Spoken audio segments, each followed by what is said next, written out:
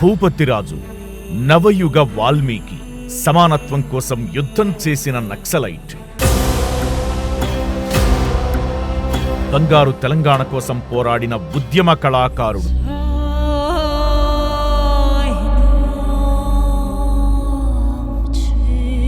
ఆధ్యాత్మిక ఉద్యమంలో విప్లవకారుడు.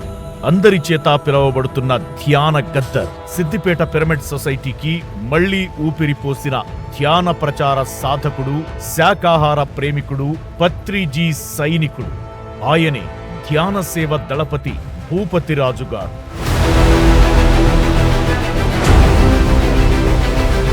పెట్టుబడిదారీ వ్యవస్థను, ఈ సమాజంలో అసమానతలను చూసి నవ సమాజ స్థాపన చెయ్యాలి. ఈ ప్రపంచంలో సమానంగా బ్రతికే హక్కు అందరికీ ఉంది, దాన్ని పోరాడి సాధించాల్సిందే అనే ఆలోచనతో నక్సలిజ భావజాలంతో ప్రభావితమై ఆ మార్గంలో మార్పు కోసం అడవులలో నుంచి పోరాడారు.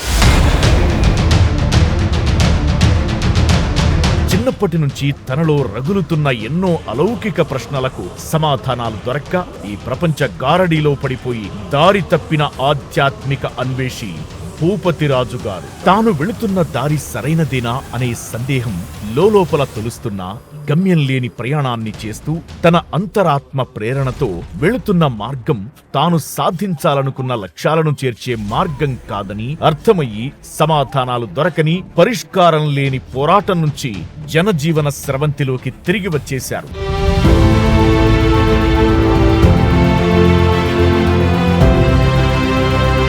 సామాన్య మనిషిగా బ్రతకాలన్న ఆయన నిర్ణయం అనుకున్నంత సులభంగా ఏం జరగలేదు. సమాజం పట్ల తనకు ఉన్న బాధ్యతను నిర్వర్తించడానికి ఎప్పుడూ వెనకాడలేదు. జన్మతా తనకు లభించిన అద్భుత గాత్రంతో లక్షలాది మందిలో తెలంగాణ ఉద్యమ స్ఫూర్తిని నింపారు. తన పాటలతో, ఆటలతో భవిష్యత్ తరాలకు బంగారు తెలంగాణ సాధించివ్వాలన్న ఆశయంతో కొన్ని సంవత్సరాల పాటు ఉద్యమ కళాకారుడిగా సుదీర్ఘ పోరాటం చేశారు. రాజిగవరె రైలపురము, రాజిగవరె పోరుగల్లు, రాజిగవరె కరీంనగరు, రాజిగవరె సిద్దిపేట, రాజిగా చేల్ పుడితే ఒకటి సస్తే రెండు, రాజిగవరె రాజిగా ఎత్తుర తెలంగాణ జెండా, రాజిగవరె రాజిగా. తనలో నిగూఢంగా చిన్నప్పటి నుంచి ఉన్న అలౌకిక ప్రశ్నలకు సమాధానాల్ని వెతకాలి అనే సంకల్పం ఏర్పడింది. ఆ ప్రయత్నం తన గమ్యానికి చేర్చింది.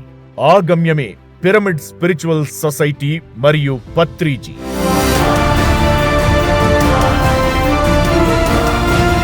ఊహించని ఎన్నో ఆధ్యాత్మిక అలౌకిక అనుభవాలను పొందారు. ఒక అస్తవ్యస్తమైన మనిషి నుంచి ఒక యోగిలాగా మారిపోయారు. అప్పటి నుంచి భూపతి గారు జీవిత లక్ష్యం, జన్మధ్యేయం అర్థం చేసుకుని ఆ క్షణం నుంచి ధ్యాన, శాకాహార పిరమిడ్ ప్రచారంలో జీవితాన్ని తరింపజేసుకుంటున్నారు.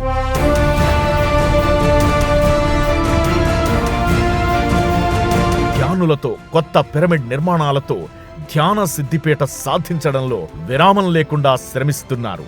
పత్రిజీ ఆశయాల కోసం నా చివరి శ్వాస వరకు పనిచేస్తాను అని సగర్వంగా తెలియజేస్తున్నారు భూపతి గారు. భూపతి గారు ఎక్కడ శాకాహార ర్యాలీ జరిగినా తన గాత్రంతో ప్రజలందరిలో ఉత్తేజాన్ని నింపుతుంటారు. తెలుగు రాష్ట్రాల్లో తిరుగుతూ ధ్యాన, ఆధ్యాత్మిక ప్రచారాన్ని చేస్తూ తన జీవితాన్ని ధన్యం చేసుకుంటున్నారు.